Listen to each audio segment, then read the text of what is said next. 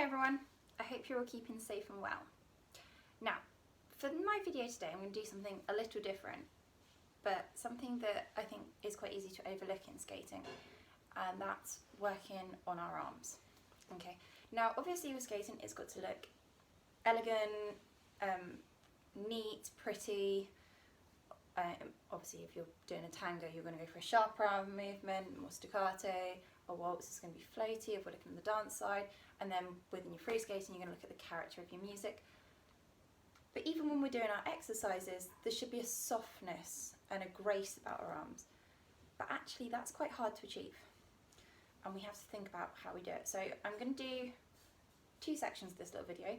The first section is going to be some strengthening exercises which are going to make your arms ache, okay, but they're going to make them strong. So we don't need big hench muscles, but we do need the strength to hold our port de bras, our carriage of our arms, well, that's a term from ballet, port de bras, so that we can get through a 4-minute routine or a 2-minute or a pattern dance, whatever it might be, or an exercise around the rink, and be able to hold it and have the strength to control that. On the second half I'm going to do some little ballet inspired port de bras and show you how to move fluidly, and then just at the end, tied in with that, I'll sort of show you how that relates to skating. And then at some point I'll do some videos on the ice when we get back on and actually talk about the actual arm positions we use in skating a bit more. So the first thing is going to be about 5 minutes of arm strength. Now I've got 0.5 kilogram weights here, but start off with no weights and you can build up to more. You don't want to do anything too heavy. This is kind of the most you need. Tins of beans work as well, water bottles, that kind of thing. So I'm going to set a little timer. Well, okay, so first things first, 30-second hold. So we can do this stood up, we can do it kneeling, it doesn't really matter, but try to engage the core, ribs in, hips under, and we just hold for 30 seconds. So I'm doing this in live time with you today. Okay, so just follow my lead. So we're going to start. I feel like I need to keep talking. So we're keeping them parallel. Try not to tense the shoulders, keep it relaxed. Okay, the next thing I'm going to stand up is some little tiny arm circles. Okay, so we're going forward, circling little tiny baby circles, and we're doing this for 30 seconds in one direction. Okay. Now, you will find this gets you tired.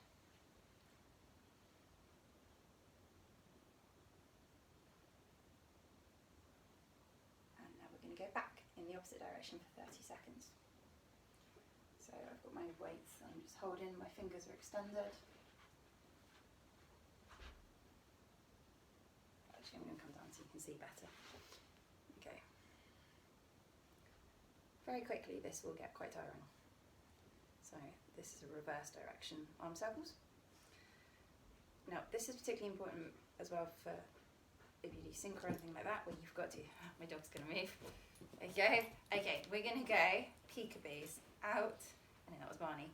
So out, and then we're going to turn the hands flat, and then peekaboo, out. The arms are at 90 degrees here. Okay, and you'll find this works into the shoulders as well.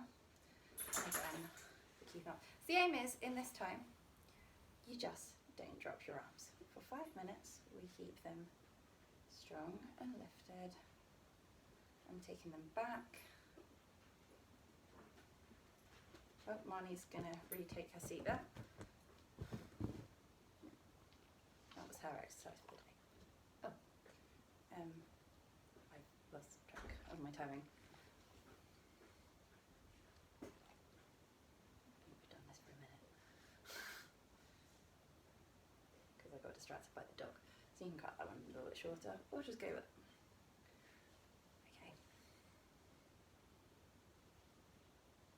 Now we're going to take the arms, pinch the hands together, and go and press down the back. Good for working the stretch as well for things like Bielmans.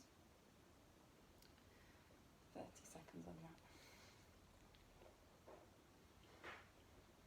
Yeah, I did do the last exercise for too long. But hey, it's fine. Good. Reaching down, it gets tired very, very quickly. go forward, side, up, forward, side, up, draw in circles.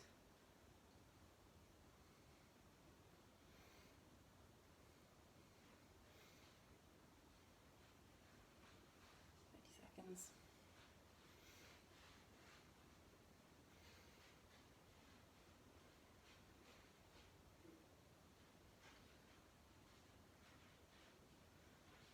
Good. Okay, we're going to turn the wrists in and out to the side. So up, down, up. So little twist the wrist for 30 seconds. Out. Keeping the core engaged.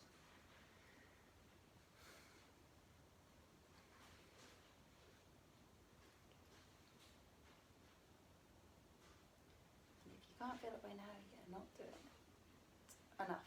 You must have dropped, because I can assure you can feel it. Little tiny beats, little pumps.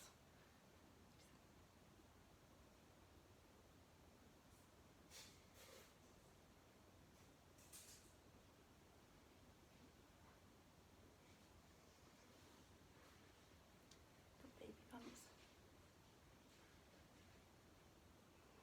Keeping it going. Good. Now we're going to take them behind the back, and we're going to go out, behind the back, working the shoulders there, keeping that.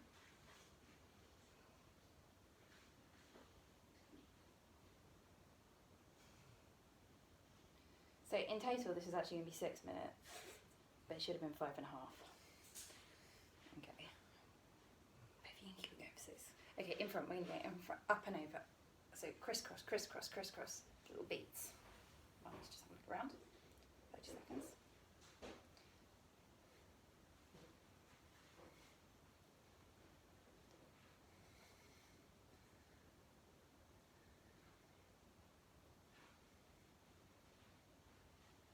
Going, keeping his arms up. And strong. I can really feel this. Working. And the final 30 seconds, we finish as we started. We just hold them out nice and still. Don't drop them. The hand the whole time.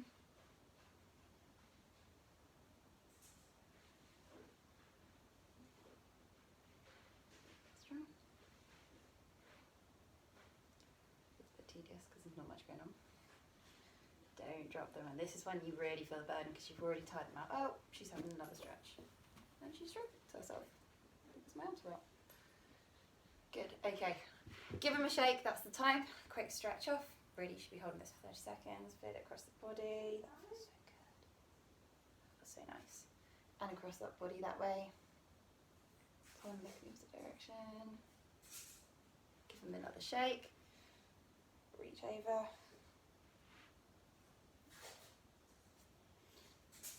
Hold it for longer than I am holding it. Imagine the dogs can come back.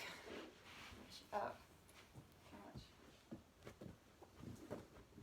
I've got a very active dog in this video.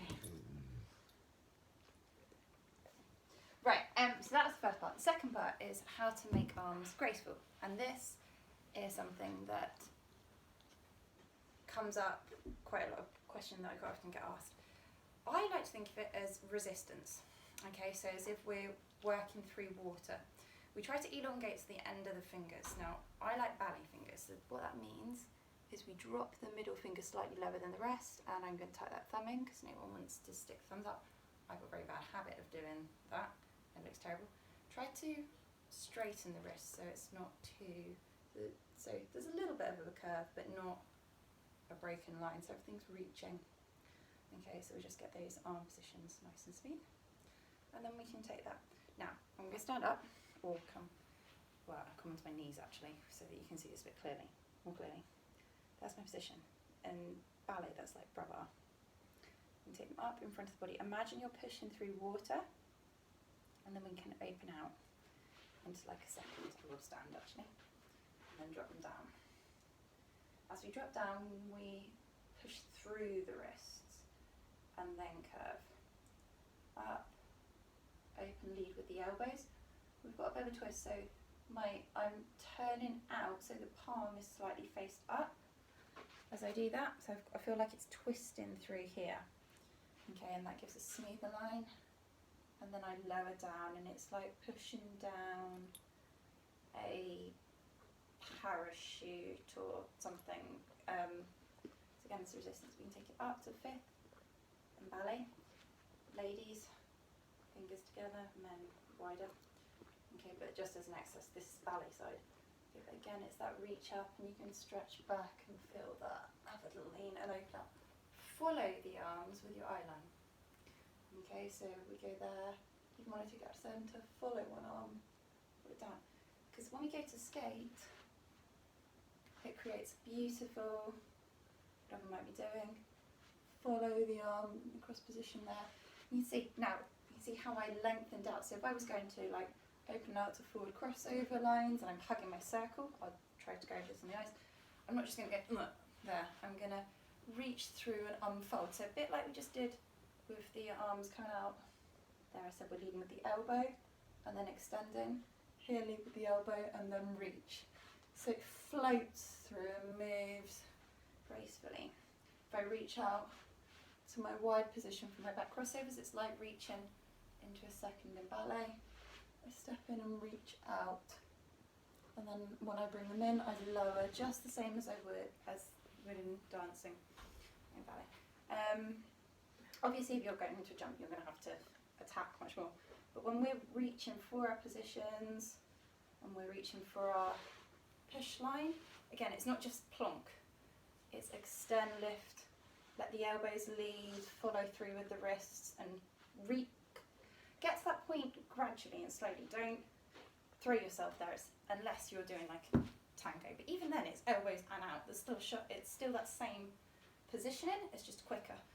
But when we're doing it to do field moves, pattern dances, other than like tangos and things, exercises, get there. Don't throw yourself there. Enjoy that flow through and the extension, and let it time with the leg. So rather than, well, actually that was timed.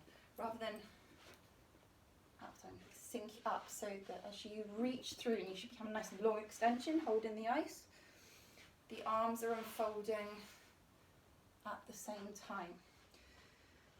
Quite often when we do edges, we might bring the arm past and in nice and close, but again, it's not robot.